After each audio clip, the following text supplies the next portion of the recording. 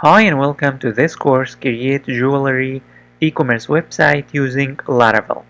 In this course, you will be taught how to create jewelry e-commerce website using Laravel.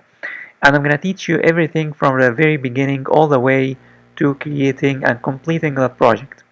I'm going to teach you how to add products to your database, how to add products to cart, how to increase and decrease the quantities from the cart, how to also you will be taught how to check out so that you get information from your customers on when you want to deliver the products.